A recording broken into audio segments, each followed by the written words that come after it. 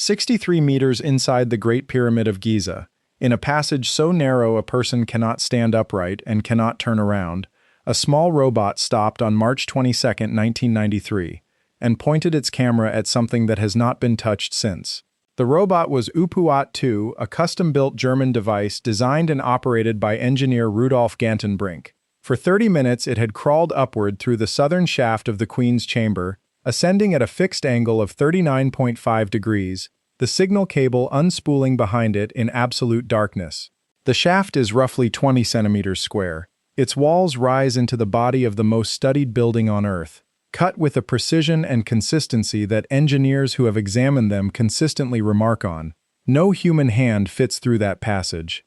When the camera stopped and transmitted its image back to the surface, what came through was something that would be printed in newspapers and broadcast around the world within days. A limestone block, fitted clean into the shaft walls with no visible gap around its edges. In the face of the block, 2 copper pins, corroded green over thousands of years but still solidly embedded in the stone, shaped and positioned like handles. The pins are not decorative.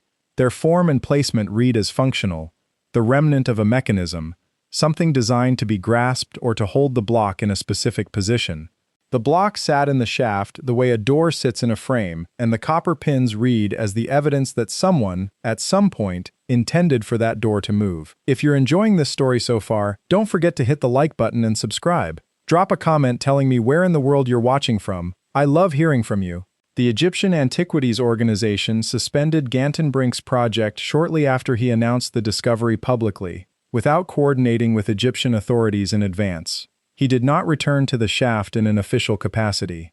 The sealed block is still there, at 63 meters, in the dark, with its copper handles in place. For over 30 years it has sat at the end of a passage that no one has produced a satisfying architectural explanation for. It is not the only sealed space inside the pyramid. In November 2017, an international research consortium announced the detection of a large void directly above the Grand Gallery, the pyramid's main internal ascending passage. The void measures at least 30 meters in length. 3 independent detection teams confirmed it using 3 separate methodologies. No camera has been placed inside it. Whatever sits in that space has been sealed since the pyramid was completed, roughly 4,500 years ago. Before going further, a note on how this channel works. This is not a program that hands you certainty where none exists. Some of what you're about to see is documented and not in serious dispute. Some of it is inference and theory, and where that line falls, it will be marked clearly. The mainstream position on the Great Pyramid is that it was built as a tomb for Khufu, pharaoh of the 4th dynasty, around 2560 BCE. That is the academic consensus, and it rests on real archaeological context worth stating fairly. The mortuary temple, built against the pyramid's eastern face. The valley temple at the base of the causeway, connected to the complex by a covered passage. The satellite pyramids to the south, smaller structures for queens and members of the royal family. The mastabas of court officials, arranged east and west of the main structure, officials buried in proximity to their king. The solar boat buried in a sealed pit beside the pyramid, carefully dismantled and stacked, waiting for whatever voyage was expected of it. Taken as a whole, the complex follows the established pattern of Egyptian royal funerary architecture. The context says tomb. The problem is what the inside of the tomb does not have. When the Abbasid Caliph al-Ma'mun forced or commissioned an entrance into the pyramid around 820 CE, his team worked through the stone and found their way to the ascending passage, and from there to the Grand Gallery and the king's chamber. The chamber is a precise granite room, walls, floor, and ceiling all cut from Aswan granite, fitted to tolerances that engineers have commented on since the first careful measurements were taken in the 19th century. In the center of the room sat a granite sarcophagus, polished, its interior carved from a single block. The sarcophagus was open, empty. No mummy, no linen wrappings, no evidence of oils or resins, no burial goods arranged around it, no inscription anywhere on the bare granite walls naming the pharaoh this chamber was built for. A royal monument without a royal body, and without a single word to say whose monument it was. The standard explanation for the absent mummy is grave robbers, and it deserves a direct hearing. Egypt's royal tombs were systematically looted across millennia, and there are documented cases of priests in the 21st dynasty moving royal mummies to a hidden cache at Deir el-Bahari to protect them from thieves. That happened, and it is real historical precedent. But the forensic state of the king's chamber sarcophagus does not line up with a box that once held a mummy. Analysis of Egyptian royal burial contexts across the 4th and 5th dynasty periods consistently finds organic material embedded in stone surfaces where a body was present. Residues of embalming resin, natron, biological compounds that enter the stone and survive for thousands of years in Egypt's dry climate. The king's chamber sarcophagus shows none of these traces. Ancient thieves who emptied a burial did not then decontaminate the container. A box that held a royal mummy and was cleared out by ancient hands would still carry that residue. The forensic record of the sarcophagus is consistent with a box that was never used as a burial container. The sarcophagus creates a structural argument as well. Its outer dimensions exceed the width of every known entrance passage into the pyramid. It could not have been carried into the king's chamber after the room was finished.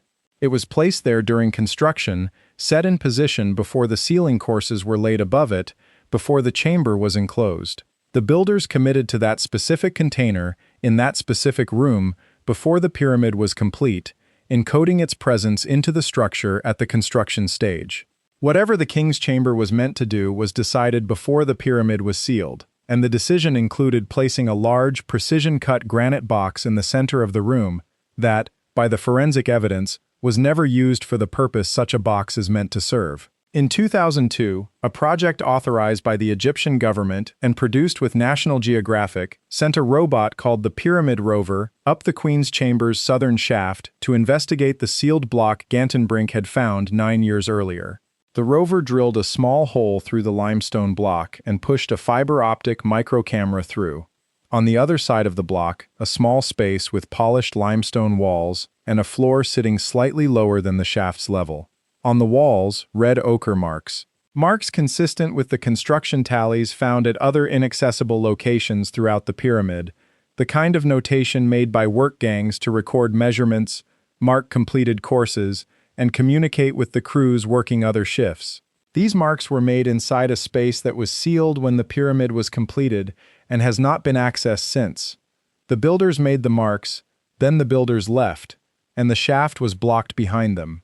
At the far end of the small space, a second sealed block, larger than the first. The camera could not reach it from the hole that had been drilled. In 2011, the Djedi robot sent a fiber-optic camera through the same opening and photographed the ochre marks at higher resolution. The photographs exist in the published record. What the marks mean in full has not been published. What the investigation confirmed is that a space behind the copper-handled block contains construction annotations from the original builders and a second sealed barrier that has not been penetrated. Whatever lies beyond that second block has not been seen by any instrument or any person since the day the pyramid was closed. The shaft that leads to all of this is a problem for the standard account that the standard account has not cleanly resolved. The Queen's Chamber has 2 shafts, one in the north wall and one in the south, running at upward angles from the chamber walls into the pyramid's body. Neither reaches the outer surface of the pyramid. The northern shaft bends around the structure of the Grand Gallery to avoid it. The southern shaft runs to the sealed block at 63 meters, then to the small space with ochre marks, then to the second sealed block, then to unmapped space beyond. Both shafts were sealed at the chamber end as well, plastered over in antiquity, found only in 1872 when British explorer Wayneman Dixon noticed hollow sounds when he tapped certain areas of the chamber walls and found the cavities behind them. Sealed at both ends, the passages move no air. The explanation most commonly offered for the Queen's Chamber shafts calls them symbolic passages, perhaps oriented toward significant stars in the Egyptian religious sky, perhaps intended as channels for the soul's departure after death. That reading is not without foundation in Egyptian textual tradition. What it does not explain is the copper handles. A passage designed for symbolic orientation toward a star does not require operational hardware installed on its interior blocking stone. The stellar orientation theory is also worth holding against the shaft's interior construction. The walls of the shaft and the small space behind the block are finished to a degree consistent with passages intended for active use, not for passive astronomical pointing. Finished surfaces in a space that was sealed immediately and never entered again would be an unusual investment for a corridor meant only to face a constellation. The handles are there, the finish is there. What they were built to do has not been established. If you're hooked on this story, make sure to subscribe and turn on notifications so you never miss an upload. Your support means everything, and helps me bring you more emotional stories like this one. The void above the Grand Gallery was found by a method that did not exist in any previous era of pyramid research. The ScanPyramids project, launched in 2015, used Muon tomography to map the pyramid's interior without touching any surface or disturbing any stone. Muons are subatomic particles produced when cosmic rays from space strike the upper atmosphere. They travel through solid matter but are absorbed at rates that vary with density. Rock absorbs more muons, open space absorbs far fewer. By positioning detector arrays inside the pyramid and recording the muon flux arriving from above and around them, the research team built a density map of the structure without physical intrusion. Concentrations of muon passage corresponded to empty space. The project was led by Mehdi Tayyoubi of the Heritage Innovation Preservation Institute in Paris and Kunihiro Morishima of Nagoya University in Japan. 3 independent detection teams, from Japan, France, and Canada, each operating separate equipment and separate methodologies, all recorded the same anomaly in the same location. A void above the Grand Gallery, at least 30 meters in length, with an apparently angled ceiling, running roughly parallel to the gallery below it. The findings were published in the journal Nature in November 2017, with full methodology and supporting data. The detection is not in dispute. A large space inside the Great Pyramid, invisible to every previous method of investigation, had been sitting there for 4,500 years waiting for the technology capable of seeing through stone. The architectural position of the void makes it difficult to explain away. The Grand Gallery is the most dramatic interior feature of the pyramid, a corbelled ascending passage rising over 8 meters high, climbing steeply from the lower horizontal passages toward the antechamber of the king's chamber. The standard account gives it a specific purpose during construction. It held the large granite blocking stones that would seal the ascending passage below once the funeral was complete. When the workers withdrew and the ceremony was done, the plug stones were lowered, the passages were sealed, and the Grand Gallery became a permanent empty corridor with no ongoing function. The void sits directly above this corridor, running parallel to it for at least 30 meters. The 5 known relieving chambers directly above the king's chamber are stacked in a tight vertical arrangement designed to transfer the pyramid's structural load away from the chamber ceiling below. That architecture is documented and understood, and it does not resemble the void. The void is elongated and oriented along the Grand Gallery's axis rather than stacked above a single load point. It is too large and too geometrically regular to be an accidental hollow in the core masonry. The Muon tomography data shows the pyramid's bulk as otherwise dense and consistent across the structure. The void is the single large exception. The builders of a structure with sub-cm stone placement across 2.3 million blocks did not leave a 30-meter room above their main internal passage by chance. It was built that way. The applications to investigate the void have not been approved. The ScanPyramids team applied for permits to insert a small robotic camera into the space to document it directly. Those applications have remained under review with Egypt's Ministry of Antiquities, which exercises legitimate authority over its heritage sites. The care applied to the Great Pyramid reflects the weight of that responsibility, and the caution is not unreasonable. The practical result is that a confirmed 30-meter void inside the most studied structure in the world has been sitting unexamined for 7 years since its detection. The pattern is consistent across the research history of the pyramid's sealed spaces. Gantenbrink's 1993 project was suspended before its findings had been fully evaluated. His subsequent applications to return were not approved. In 2008, a separate team applied to conduct acoustic resonance mapping inside the king's chamber, a technique requiring no drilling, no physical alteration, no contact with any surface. The permit was denied. The sealed spaces have stayed sealed, and the applications to investigate them have consistently met the same outcome. The interior surfaces of the Great Pyramid that can be accessed carry almost no inscription. This is the detail that most clearly separates the 4th dynasty Giza pyramids from every major royal monument built after them. The Pyramid of Unas at Saqqara, constructed within perhaps a generation or two of Khufu's, has burial chambers covered wall to wall with the pyramid texts.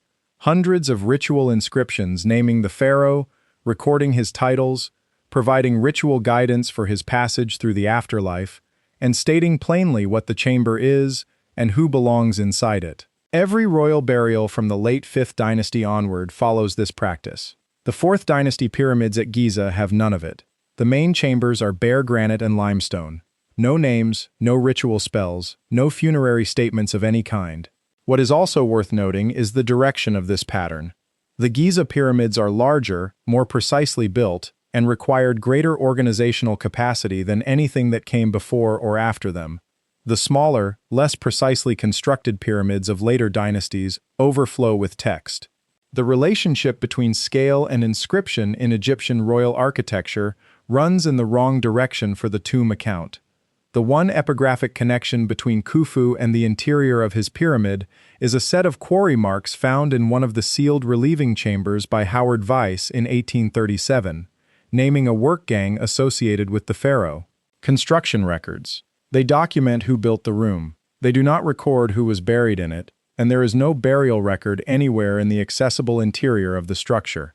These pieces do not resolve to a clean answer. The honest position on the Great Pyramid is that the sealed spaces are still sealed, and what is inside them is still unknown. What the physical record does is arrange a set of genuinely documented anomalies around a single open question: what the sealed areas of the structure contain, and what the builders were doing when they built them. A void of at least 30 meters, deliberately built, in a position above the Grand Gallery that no known architectural function accounts for. A sealed shaft with copper handles, a space behind it with construction marks from the original builders, and a second sealed barrier beyond.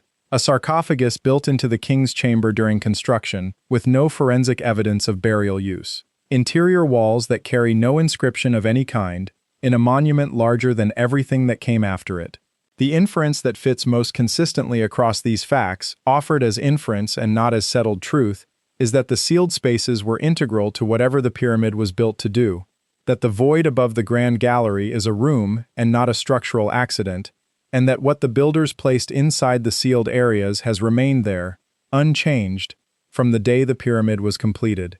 Whether that is text, objects, or something no existing category would adequately describe, the record does not say. What the record says is that the space is real, it is large, and it has not been opened. The room above the Grand Gallery is still there. 30 meters of enclosed, unmapped space inside the most studied building in human history, confirmed by 3 independent scientific teams and published in a peer-reviewed journal in 2017, and not entered by any instrument or person in the 7 years since. The copper handles are still in the southern shaft at 63 meters. The second sealed block beyond the small space with the ochre marks has not been penetrated. The permits are pending.